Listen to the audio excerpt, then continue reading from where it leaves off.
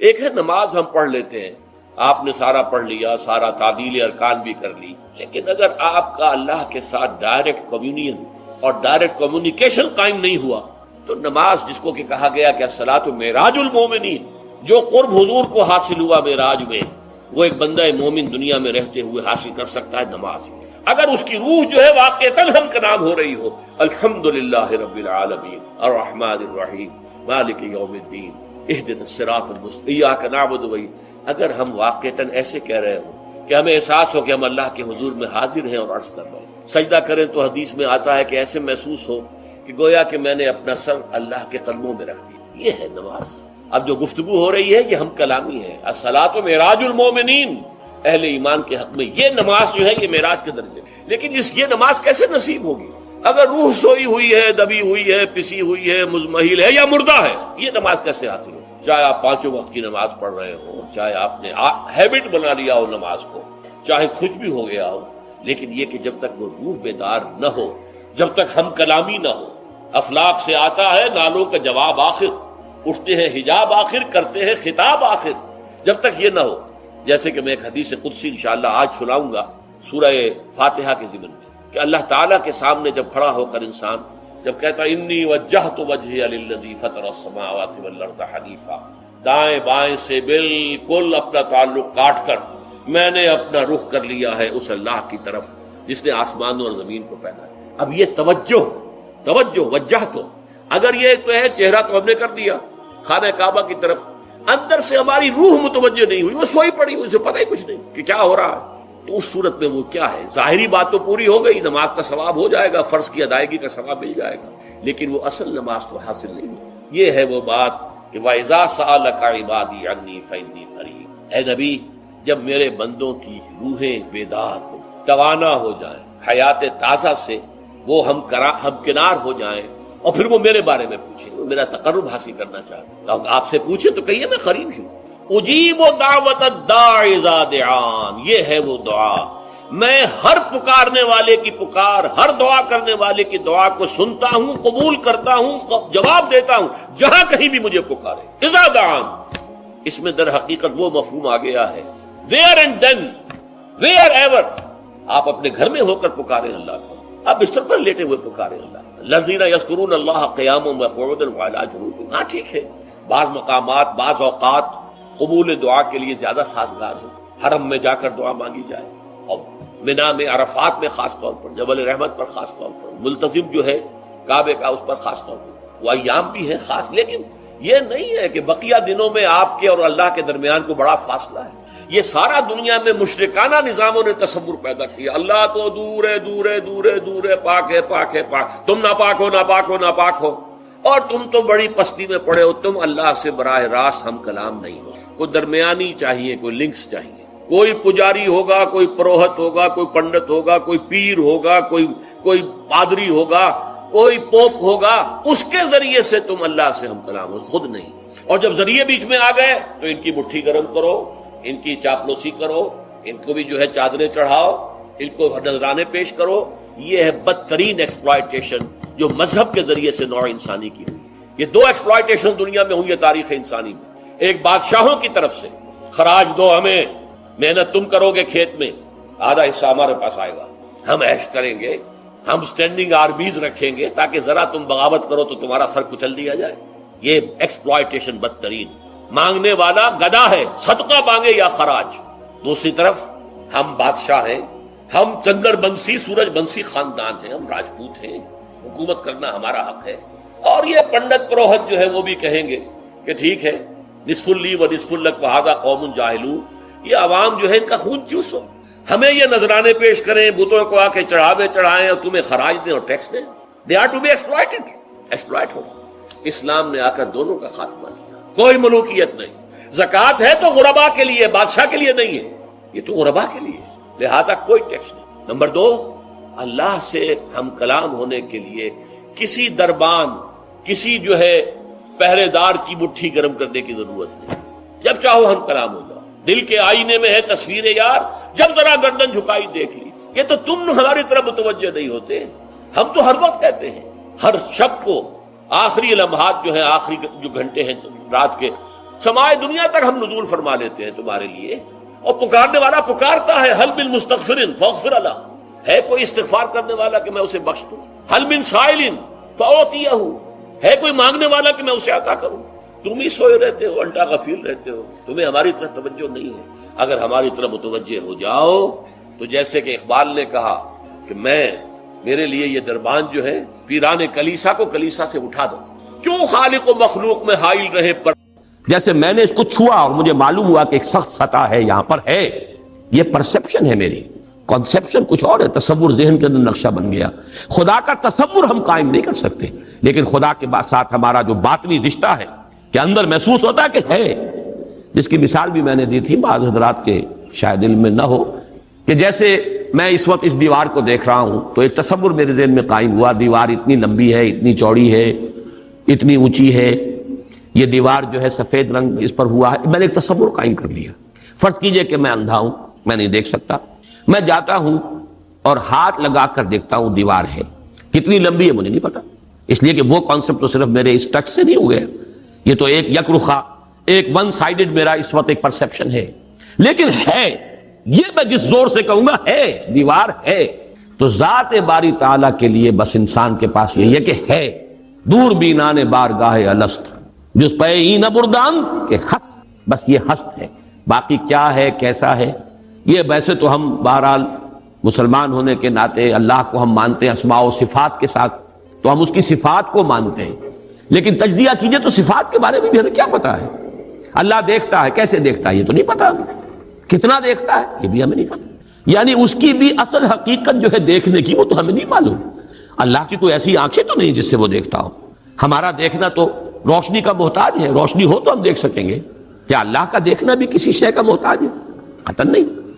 تو ہم تصور کیجئے اللہ کا دیکھنا کیا ہے، کچھ نہیں معلوم، ہمیں یہ معلوم ہے وہ دیکھتا ہے، ہمیں یہ معلوم ہے علی کل شیء قدیر، قدرت کتنی ہے اس کی، قدرت کی شان کیا ہے، کیا معلوم ہے؟ تو معلوم یہ ہوا کہ صفات کے بارے میں بھی تجزیہ کریں تو ہمارے ہاتھ پلے ہے کیا، وہ سوائے اس کے کہ ہم ایک صفت اس کی ایک مبہم کیفیت کو جانتے ہیں، وہ سمیع ہے، وہ بصیر ہے، وہ خبیر ہے، وہ قدیر ہے، وہ الحی ہے، وہ القیوم ہے، لیکن اس کی زندگی، ہمارا تو زندگی کا تصور اعلیٰ ترین زندگی تو ہمارے پاس ہے مخلوقات میں سے، اس زندگی کے ساتھ 100 طرح کی لیمیٹیشنز ہیں، 100 طرح کی مجبوریاں ہیں، لیکن یہ کہ کیا اللہ تعالیٰ کی زندگی بھی اس زندگی پر قیاس کی جا سکتی ہے؟ معاذ اللہ۔ تو معلوم یہ ہوا کہ اللہ تعالیٰ کی ذات کے بارے میں تحیر کے سوا کچھ نہیں۔ تیسرا ہے تصور جو سب سے بلند ہے، وہ محبوب حقیقی، مطلوب اصلی، لا مطلوب الا اللہ، لا مقصود الا اللہ۔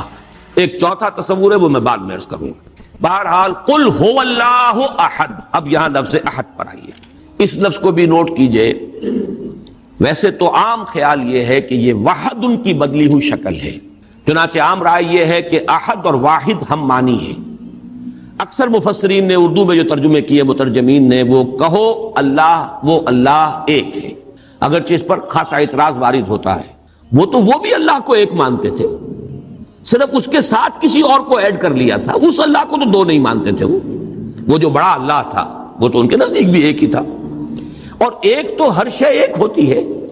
جو معبود ہے 10 تو ان میں سے بھی ہر ایک اپنی جگہ پر تو ایک ہے، ایک کمپوز ایک اس کا وجود ہے،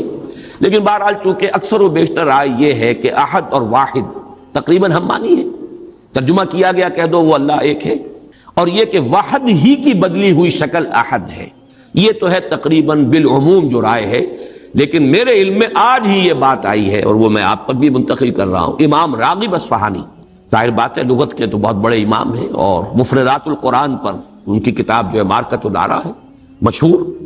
انہوں نے اسے علیحدہ مادہ قرار دیا ہے۔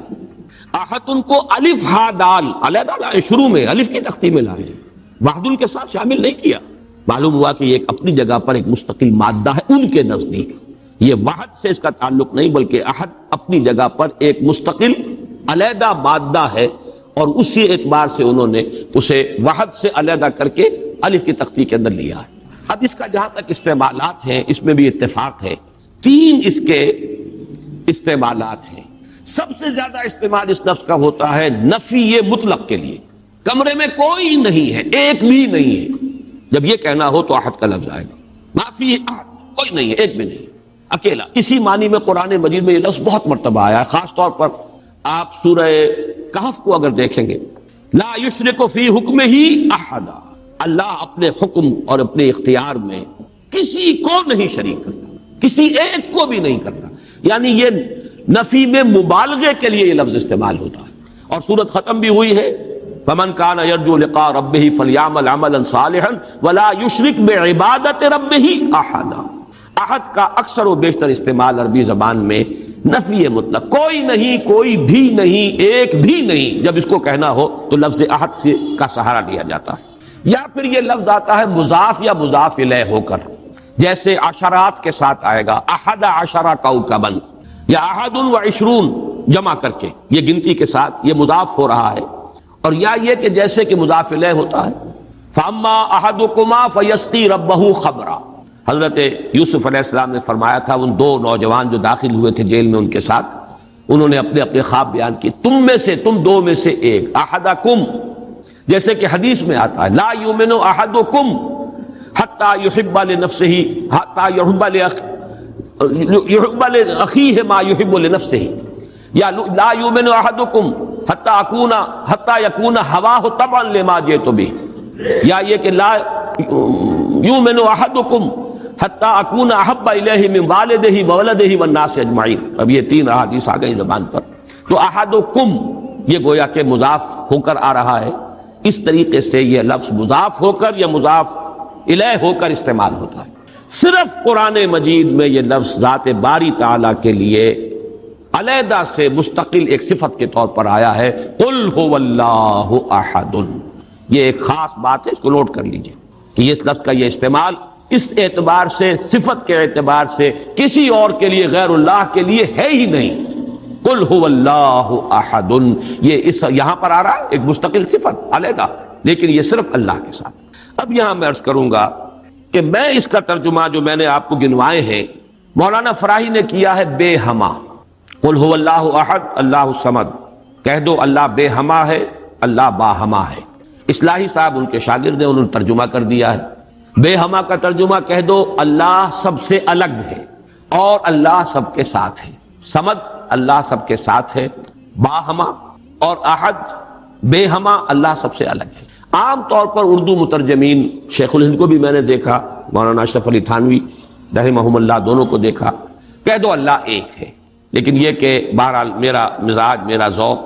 اس ترجمے کو قبول نہیں کرتا. واحد اور ہے، احد اور ہے، یہ شان ہی علیحدہ ہے. اس لفظ کو واحد کے بالکل برابر کر دینا کم سے کم میرا ذوق اسے قبول نہیں کرتا. ویسے قرآن میں وہ لفظ بھی آیا اللہ کے لیے، الواحد القہار، للہ الواحد القہار، واحد ہے، الواحد ہے. لیکن احد یہ شے ہی اور ہے. بہت قریب گئے ہیں مولانا مودودی، وہ لفظ لائے ہیں کہہ دو اللہ یکتا. یکتا کا لفظ میرے نزدیک بہت قریب کی تعبیر ہے، لیکن میں اس کو ایک خاص، میرا چونکہ اپنی ایک رائے ہے اس کے اعتبار سے اس کا میں ترجمہ کر رہا ہوں. کہہ دو اللہ اکیلا ہے. اکیلا وہ ہے جس کے ساتھ کوئی نہیں.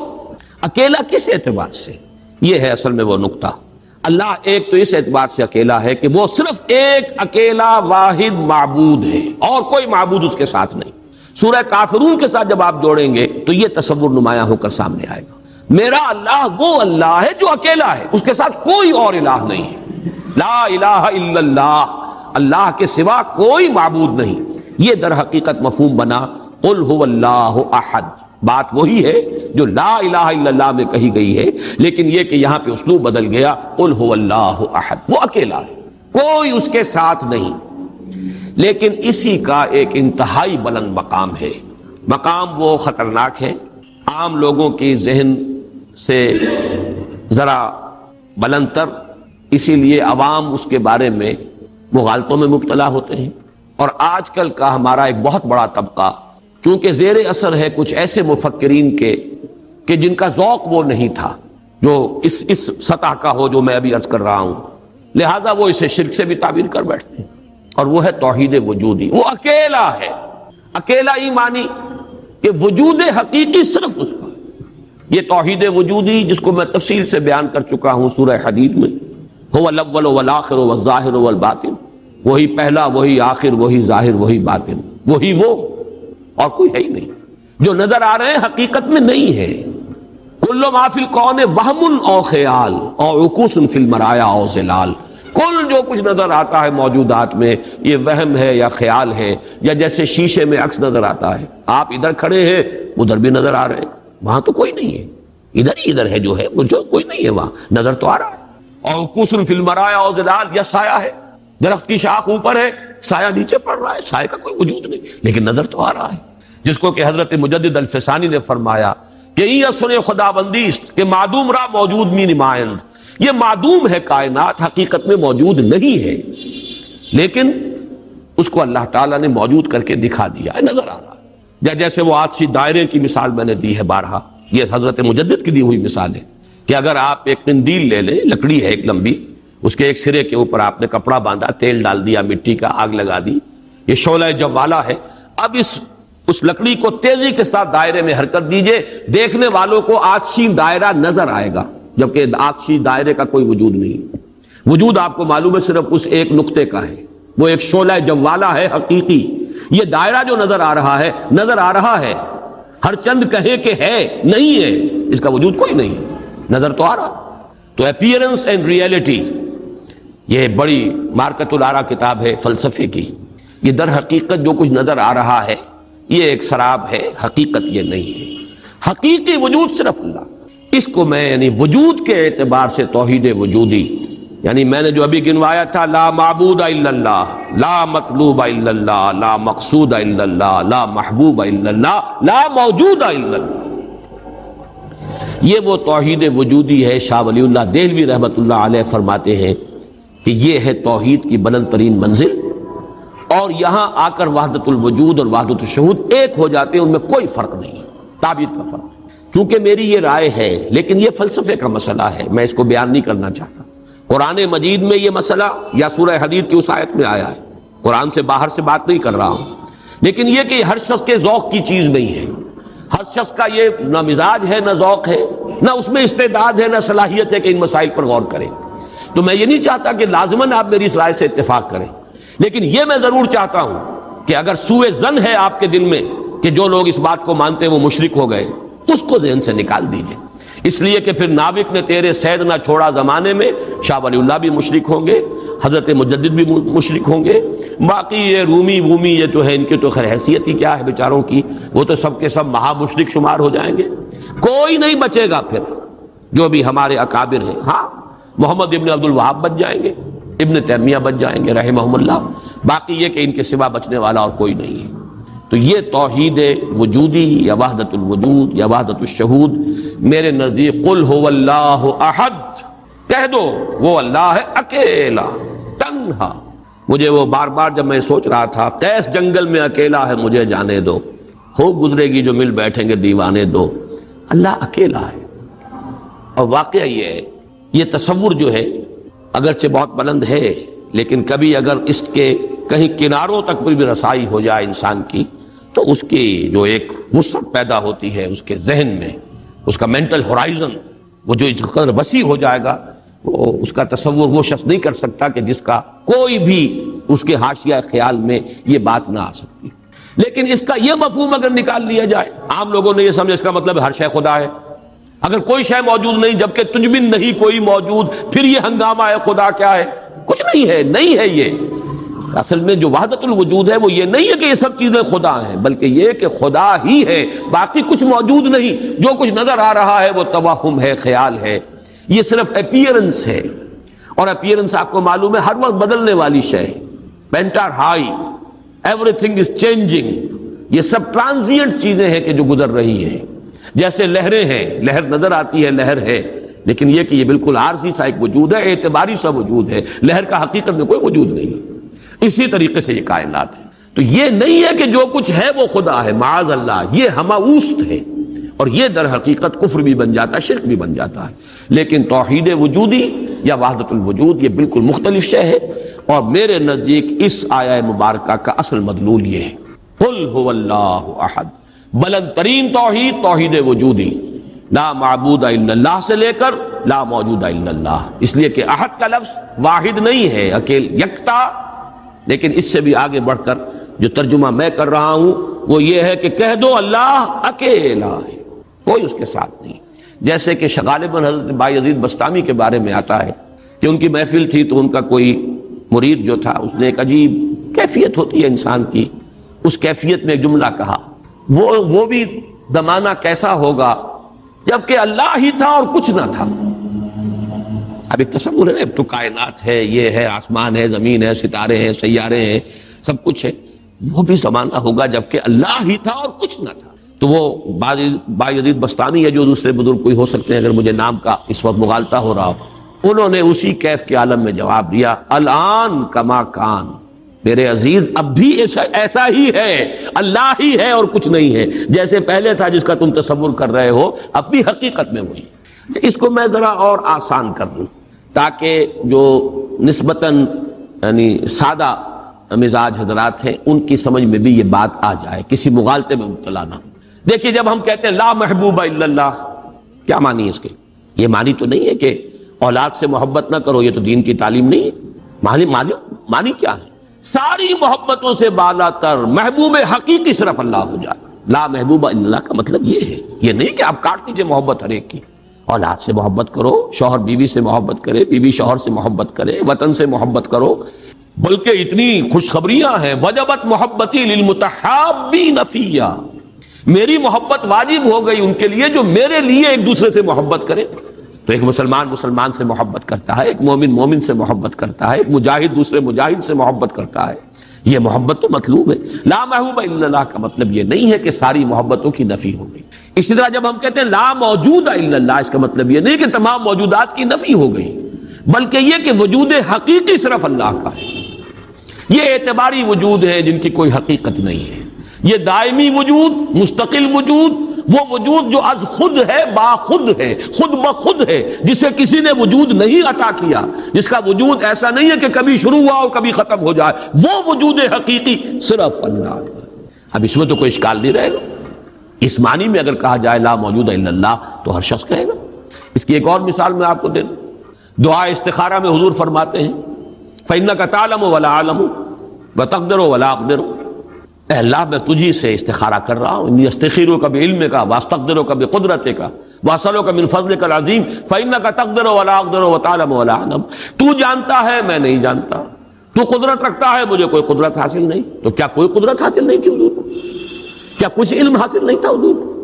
یہ بمقابلہ علم خداوندی، بمقابلہ قدرت خداوندی کل موجودات کی قدرت اور ان کی نفی مطلق ہو جائے گی، کوئی علم نہیں۔ یہی بات یہاں کہہ دیجیے، کوئی وجود نہیں ہے، وجود حقیقی صرف اللہ۔ بہرحال یہ تمام تصورات ان کی تعبیرات ہیں، تعبیرات میں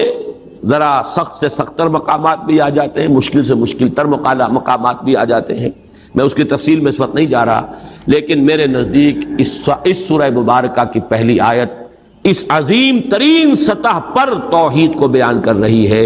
اور یہ جیسا کہ میں نے عرض کیا تھا جب تک یہ بات سامنے نہ آئے، چار اعتبارات سے کس طریقے سے توحید کے بیان کو اس صورت نے سمو لیا اپنے اندر اور جمع کر لیا ہے، تبھی اس کی وہ عظمت ہے کہ ثلث قرآن کے مساوی یہ صورت ہے، تبھی اس سے صحابہ کی وہ محبت کا راز جو ہے وہ کھلتا ہے کہ کیوں ہے، ایسے ہی نہیں ہے۔ قل هو اللہ احد، کہہ دو وہ اللہ ہے، میرا معبود جسے میں پوچھتا ہوں وہ اللہ ہے، لیکن وہ اللہ نہیں جسے تم پکار رہے، وہ اللہ جو اکیلا ہے، تنہا ہے۔ اللہ الصمد، جیسا کہ میں عرض کر چکا ہوں صمد کا لفظ قرآن مجید میں ایک ہی مرتبہ آیا، اور اس کے مفہوم کو بھی دو معنی سے بیان کیا گیا ہے۔ ایک تو چونکہ ایک مرفوع روایت بھی امام راضی لے کر آئے ہیں، روی عن ابن عباس رضی اللہ تعالی عنہما، کہ حضور سے پوچھا گیا اللہ کا صمد ہونا کیا معنی ہے اس کے، تو آپ نے فرمایا هو السید الذی یصمد الیہ فی الحوائج، اصل میں یہ صمد جو ہے عربی زبان میں یہ ہوتا تھا کسی چٹان، مضبوط چٹان کی طرف جس کو پشت پر رکھ لیا جائے تو دشمن سے مقابلے میں انسان کو سہولت ہوتی ہے۔ اگر آپ جیسے کہ وہ حضرت عمر کا بھی واقعہ بیان ہوتا ہے، بعض حضرات تو اس کو نہیں مانتے لیکن اکثر لوگ مانتے ہیں کہ مسجد نبوی میں خطبہ دے رہے تھے حضرت عمر، اور اس وقت شام کے ایک محاذ پر جنگ بھی ہو رہی تھی، اس وقت حضرت ساریہ جو امیر الجیش تھے وہ کوئی غلطی کر رہے تھے، اسٹریٹجک مسٹیک ہو رہی تھی کہ انہوں نے پوزیشن ایسی لے لی تھی کہ جو غلط تھی جنگی تدبیر کے اعتبار سے، تو حضرت عمر نے وہی اللہ نے کہیں دکھا دیا، اللہ کو قدرت حاصل ہے وہ دکھا دے۔ آج ٹیلی ویژن سے آپ دیکھ سکتے ہیں تو اللہ تعالیٰ بغیر ٹیلی ویژن کے آج سے 1400 برس قبل دکھا سکتا تھا، انہونی بات نہیں ہے کہ وہ نقشہ سامنے آ گیا، جیسے حضور فرماتے جب آپ شب معراج سفر معراج سے واپس آئے، جب سوال کیے لوگوں نے، اچھا آپ مسجد اقصیٰ میں گئے تھے، وہاں کتنی کھڑکیاں ہیں، کتنی کڑیاں ہیں، کیا ہے؟ تو اب حضور ایک دفعہ چونکے کہ اب یہ میں نے کوئی کھڑکیاں تو نہیں گنی وہاں پر، لیکن یہ کہ اگر مجمع میں آپ نہ بتا سکتے تو تالیاں پڑ جاتی۔ اس وقت اللہ نے فوراً وہ جو ہے لا کر سامنے کھڑا کر دیا وہ نقشہ، اور حضور دیکھ دیکھ کر بیان کرتے رہے یہ ایسا ہے ایسا ہے۔ تو یہ تو در حقیقت بالکل اللہ کی قدرت سے ہرگز کوئی اس میں بوجھ نہیں ہے۔ تو حضرت عمر نے وہی فرمایا ہے اور صحابہ نے سنا ہے، یا ساریۃ الجبل، یا ساریۃ الی الجبل، ہے ساریہ کیا غضب کر رہے ہو، غلطی کر رہے ہو، پہاڑ کی طرف جاؤ، پہاڑ کو پشت پر رکھو، پہاڑ پشت پر ہو تو آپ پشت کی طرف سے اب محفوظ ہو گئے، آپ یکسو ہو کر سامنے سے دشمن کا مقابلہ کر سکتے ہیں، اور اگر اندیشہ رہے کہ کہیں پیچھے سے کوئی حملہ آور نہ ہو جائے تو وہ توجہات جو ہیں وہ منقسم رہے گی۔ بہرحال یہی معاملہ ہے صمد کا، وہ ہستی جس کی طرف رجوع کیا جائے، جس کو پناہ گاہ سمجھا جائے، جس کی طرف اپنی مشکلات کے اندر رجوع کیا جائے، اور اس اعتبار سے پھر وہی مطلوب بن جاتا ہے، وہی مقصود بن جاتا ہے، وہی محبوب بن جاتا ہے، اسی کی عزت کی جاتی ہے، اسی کی تکریم ہوگی، اسی کا اعزاز ہوگا، اس کے سامنے انسان جو ہے وہ اپنے آپ کو جھکائے گا، جس بڑے بڑے سردار۔ تو یہ سمد جو ہے اس معنی میں، اور ایک سمد وہ شے ہے جس کو کھوکھلی نہ ہو، لا جوف لہو، بہت مضبوط اپنی جگہ پر توانا چٹان۔ ایک تو وہ چٹان ہے جو کھوکھلی ہے، لیکن یہ کہ ایک چٹان وہ ہے جو مضبوط اور بالکل سالڈ چٹان ہے۔ ان دونوں اعتبارات سے اللہ الصمد کا ترجمہ اب مولانا فراہی، مولانا اصلاحی صاحب کا تو یہ ہوا کہ اللہ تعالی با ہما ہے، ذات میں بے ہما، کسی سے اس کا کوئی تعلق نہیں، یکتا بلکہ اکیلا، لیکن یہ نہیں ہے کہ مخلوق سے منقطع ہے، مر گئے ہم انہیں خبر نہ ہوئی، یا یہ ہے کہ مخلوق کی دعائیں نہ سنتا ہو، مخلوق کی حاجت روائی نہ کرتا ہو، نہیں، سب کا ملجا وہی ہے، سب کا ماوا وہی ہے، سب کے لیے پناہ گاہ وہی ہے، سب کی حاجت روائی کرنے والا وہی ہے، تو وہ اللہ صمد ہے۔ یہ دو احد اور صمد جو ہے اس نے جڑ کر اصل میں اسی طریقے سے ایک تصور کو مکمل کیا ہے، جیسا کہ آیت الکرسی میں اللہ لا الہ الا ہو الحی القیوم، الحی اور القیوم، الحی از خود زندہ، زندہ جاوید، اور قیوم باقی پوری کائنات کو تھامے ہوئے، سنبھالے ہوئے، پوری موجودات کا یہ سارا سلسلہ یہ محتاج ہے اللہ کا۔ اس کی میں نے پہلے بیان کی ہے، بہترین تمثیل وہ ہے جو مولانا مناظر حسن گیلانی رحمۃ اللہ علیہ نے دی ہے، ربط الحادث بالقدیم کی مثال۔ اللہ کی ذات اور اس کائنات کے درمیان ربط اور تعلق کیا ہے؟ انہوں نے مثال دی ہے کہ آپ اپنے ذہن میں نقشہ قائم کیجئے، تاج محل کا نقشہ، جس نے تاج محل دیکھا ہو، چلیے آپ نے مینار پاکستان دیکھا، مینار پاکستان کا تصور کیجئے، ذہن میں نقشہ قائم کیجئے۔ یہ ذہن میں جو نقشہ قائم ہوا ہے، آپ اس کے اوپر بھی ہیں، باہر بھی ہیں، اندر بھی ہیں، پیچھے بھی ہیں، نیچے بھی ہیں، آپ ہی آپ ہیں، وہ تو اس کا وجود ہی کوئی نہیں، لیکن ہے ذہن کے اندر ایک تصور قائم ہے اس وقت، اور یہ تصور اسی وقت تک قائم رہے گا جب تک کہ آپ کے ذہن کا ارتکاز ہے، توجہ اس پر ہے، توجہ ہٹی نہیں کہ اس کا کوئی وجود ہے ہی نہیں، وجود ختم۔ بالکل یہی معاملہ اس کائنات کا، یہ سارا سلسلہ اس کا قیوم اللہ ہے، تھامے ہوئے، اسی کی توجہ، اسی کی عنایت، اسی کی ربوبیت، اسی کی خبر گیری، اسی کی تدبیر، یہ سب اس کو تھامے ہوئے۔ تو اپنی ذات میں الحی، کائنات کے لیے القیوم، اسی طرح اپنی ذات میں الاحد، اکیلا، تنہا، بے ہما، اور پوری کائنات اور جملہ موجودات کے لیے الصمد، اسی کی طرف رجوع، اسی کی طرف توجہ، وہی مطلوب، وہی مقصود، وہی محبوب، وہی حاجت روا، وہی مشکل کشا۔ اس اعتبار سے اس میں توحید عملی، اسی سے مانگو، اسی سے پناہ طلب کرو، اسی کی طرف توجہ کرو، انی وجہت وجہی للذی فطر السماوات والارض، اسی سے لو لگاؤ، اسی سے حاجت روائی کے لیے سوال کرو، اسی کے سامنے مشکلات پیش کرو، یہ جو ہے پھر اسی کی عبادت کرو، اسی کی اطاعت کرو، اسی کی بندگی کرو، اسی کی توقیر کرو، اسی کی تعظیم کرو۔ یہ تمام چیزیں کہ جو عمل میں آ جائیں گی وہ توحید وجودی، یہ توحید عملی۔ قل هو اللہ احد اللہ الصمد۔ تیسری آیت میں ہے توحید ذاتی، لم یلد ولم یولد۔ میں شرک کے مختلف اقسام کے ضمن میں جو 6 کیسٹ ہیں، اللہ کا شکر ہے بہت دنیا میں عام ہوئے ہیں، اس میں یہ تقسیم بیان کر چکا ہوں۔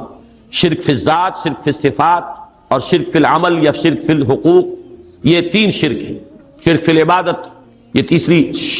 جو نوعیت ہے اس کے لیے شرک فی الحقوق بھی کہا جا سکتا ہے، اسی کا حق ہے کہ اس کی عبادت کی جائے، اور اسی کو اس کو شرک عملی بھی کہہ سکتے ہیں۔ بہرحال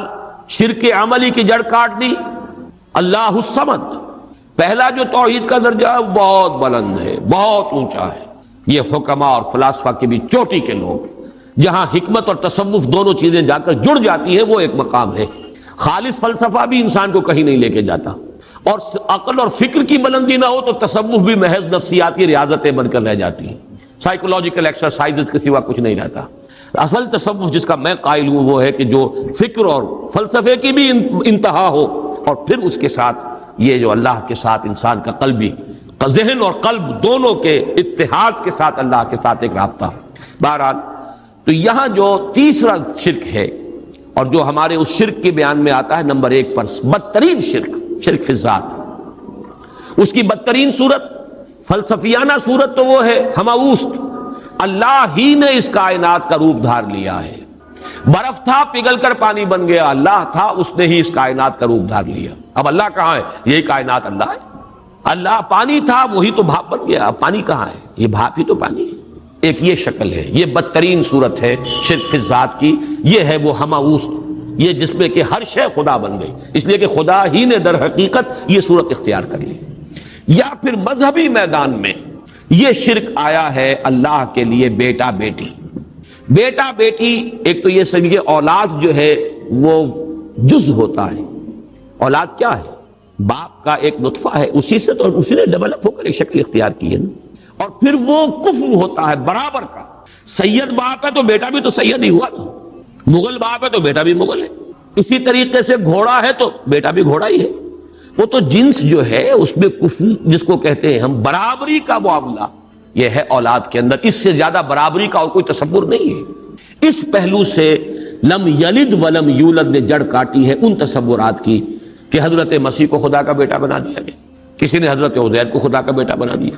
ملائکہ کو اہل عرب جو ہے خدا کی بیٹیاں قرار دے رہے ہیں۔ یہ بیٹا بیٹی کا تصور، جیسے قرآن کہتا ہے کیسے ہو جائے گی اس کی اولاد جبکہ اس کی کوئی جوڑی نہیں، ولم تکن لہ صاحبہ، کوئی تصور نہیں۔ اور عیسائیوں میں تو خیر ایک طبقہ وہاں تک بھی گیا ہے کہ حضرت مسیح کی والدہ حضرت مریم کو بھی الوہیت میں شامل کیا ہے۔ اولین تثلیث تو یہی تھی کہ اللہ اور حضرت مریم اور حضرت عیسیٰ،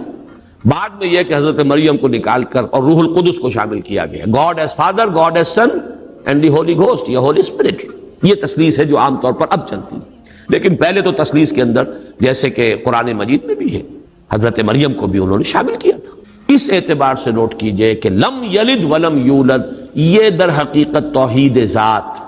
نہ اس نے کسی کو جنا نہ وہ جنا گیا، نہ کوئی اس کے والدین، نہ کوئی اس کی جورو، نہ کوئی اس کی اولاد۔ اس اعتبار سے وہ یکتا، تنہا، اکیلا، یونیک، انگریزی کا لفظ یونیک جو ہے وہ میں سمجھتا ہوں کہ شاید سب سے زیادہ قریب ترین تعبیر کرے گا، ایک یونیک ایگزسٹنس ہے جس کو کسی پر قیاس نہیں کیا جا سکتا، لا مثل لہ ولا مثال لہ ولا مثیل لہ، اس کے لیے کوئی مثال نہیں، لیس کمثلہ شیء وہو السمیع البصیر، اس کے مثال جیسی بھی کوئی شے نہیں ہے۔ یعنی یہ اب اس سے زیادہ ہماری زبان ہے، عربی زبان بھی تو آخر انسانوں کی زبان تھی، اس میں کسی ایک ایبسولوٹ اور مطلق تصور کو پیش کرنے کی جو لیمیٹیشن ہے وہ نہیں، لیسا کمثلہ شیء، اب یہ اس سے زیادہ جو ہے نفی کرنا مثل کی، مثلیت کی، وہ ممکن نہیں۔ اور جیسا کہ میں نے اپنی تقریروں میں بیان کیا ہے، اس شرک پر اللہ کا غضب سب سے زیادہ بھڑکتا ہے، اس لیے کہ یہ تو ذات میں شریک کر دیا آپ نے اللہ کی، کیونکہ یہ فلسفیانہ ہماوست وغیرہ عرب میں وہاں موجود نہیں تھے، یہ ہندوستان کی بیماریاں تھیں، لہذا قرآن مجید میں اس کا ذکر اس انداز میں نہیں ہے۔ البتہ شرک فی الذات کی ایک شکل کے جو وہاں موجود تھی وہ بیٹا بیٹی کا تصور، اور شرک فی الذات ہی کی دوسری شکل جو ہندوستان میں یا اور دوسری جگہوں کے فلسفیانہ مذاہب میں ہے وہ ہماوست، کہ خدا ہی نے در حقیقت یہ روپ، وہ انکارنیشن کہیں یا یہ کہ یہ حلول و اتحاد اینجا محالست، یہ سارے تصورات جو ہیں یہ فلسفیانہ ہیں۔ لم یلد ولم یولد ولم یکن لہ کفوا احد، اور نہیں ہے کوئی بھی اس کا کفو، کفو کاف فے اور واو اور کاف فے اور حمزہ، پھر یہی وہ ہے جو الف واو اور یہ جو ہے بدل جاتے ہیں، یہ ایک ہی مادہ ہے، اسی سے مکافات ہے، بدلہ، جیسا دناہم کما دانو مکافات، کفر جو ہے کہتے ہیں ہم سر، جس کے لیے ہمارے ہاں جب علماء تقریریں کرتے ہیں تو جو ان کے خطبات ہوتے ہیں، لا ضد لہ ولا ند لہ، ضد اور ند یہ در حقیقت جو بھی ہمسر ہوگا وہ تو مقابلے میں آئے گا، وہ تو چیلنج کرے گا کہیں نہ کہیں. تو ضد بھی کہتے ہیں کسی کا حریف، ند مخالف. اور یہ لفظ حضور صلی اللہ علیہ وسلم نے استعمال فرمایا تھا جبکہ کسی صحابی کی زبان سے الفاظ نکل گئے، ما شاء اللہ و ما شئت، جو اللہ چاہے اور جو آپ چاہیں. حالانکہ اس میں ظاہر بات ہے کہ ان کی نیت میں کہیں بھی وہ بات نہیں ہو سکتی تھی کہ برابر کر رہے ہوں حضور کی مشیت کو اللہ کی مشیت کے ساتھ، لیکن یہ کہ چونکہ لفظ میں اشتباہ تھا، لفظ میں برابری سی ہو گئی ہے، ما شاء اللہ و ما شئت، تو آپ نے فرمایا، فوراً ٹوک دیا، اجعلتنی للہ ندا، کیا تم نے مجھے اللہ کا مد مقابل بنا دیا؟ مشیت تو ایک ہی ہے، اسی کی مشیت چلتی ہے، کتنا ہی چاہے انسان. انک لا تہدی من احببت ولکن اللہ یہدی من یشاء، آپ کتنا ہی چاہیں کسی کو ہدایت دینا، آپ کے اختیار میں نہیں ہے کہ جسے چاہیں ہدایت دے دیں، یہ تو اللہ کی مشیت ہے، اس کا اختیار ہے. تو کفر جو ہے، اب یہ کفر جو ہے یہ توہین صفات ہے، برابر ہوتا ہے انسان صفت میں. اب جیسے میں نے عرض کیا تھا نا، اور یہ تقریریں میں نے تفصیل سے کی ہوئی ہیں، ہماری مجبوری ہے، ہماری زبان میں الفاظ مشترک ہیں، صفات کے لیے وہی لفظ اللہ کے لیے استعمال ہوگا، وہی لفظ بندوں کے لیے استعمال ہوگا. اللہ بھی علیم ہے، انسان بھی علیم ہوتے ہیں، بلکہ علامہ بھی ہوتے ہیں. علامہ بہت بڑی شے ہے. حالانکہ واقعہ یہ ہے کہ علم اللہ کے لیے، علم بندے کے لیے، لفظ ایک ہے، زمین و آسمان کا فرق ہے مضمون میں. وہ علم ذاتی ہے، وہ علم مطلق ہے بلا نہایت، اس کی کوئی حدود نہیں ہے. وہ علم قدیم ہے، ہمیشہ سے تھا، حادث نہیں ہے. اور ہمارا علم، ہمارے سے مراد ہمارا ہو، انبیاء کا ہو، اولیاء کا ہو، کسی کا ہو، بڑے سے بڑے سائنسدان کا ہو، بڑے سے بڑے ولی کا ہو، فرشتوں کا ہو، انبیاء کا ہو، کسی کا ہو، وہ علم یقیناً حادث ہے، قدیم نہیں. وہ یقیناً عطائی ہے، ذاتی نہیں. وہ محدود ہے، لامحدود نہیں. یہ تین جب شرطیں عائد کی جائیں گی اور یہ تینوں مستحضر ہوں، تب اس شرک فی الصفات سے انسان بچتا ہے اور کفر بنا دینے سے انسان بچ سکتا ہے، ورنہ الفاظ میں اشتراک ہو جائے گا. اور یہی اشتراک ہے موجود میں، ہم بھی موجود، اللہ بھی موجود. ہم کہاں کے موجود؟ اس کا وجود ذاتی، اس کا وجود حقیقی، اس کا وجود مطلق، اس کا وجود قدیم، اس کا وجود قائم و دائم، ہمیشہ ہمیشہ رہنے والا. وہ کوئی عطائی وجود نہیں ہے کہ کسی اور نے وجود دیا ہو. ہمارا وجود مستعار، دیا ہوا، عطا کردہ. لائی حیات آئے، قضا لے چلی چلے، اپنی خوشی سے آئے نہ اپنی خوشی چلے. ہمارا وجود محدود، ہمارا وجود عطائی، ہمارا وجود حادث. نہیں تھے، ہو گئے ہیں، پھر وقت آئے گا نہیں رہیں گے. تو وجود کا لفظ مشترک ہے، اللہ بھی موجود اور ہم بھی موجود. وہ وجود مطلق، اور یہ جو ہے ممکن الوجود، یہ ممکنات ہے، یہ اعتباری وجود ہے، اس کے سوا کچھ نہیں. تو کسی بھی اعتبار سے اللہ کے ہم سر، ہم پلہ، ضد اور ند کسی کو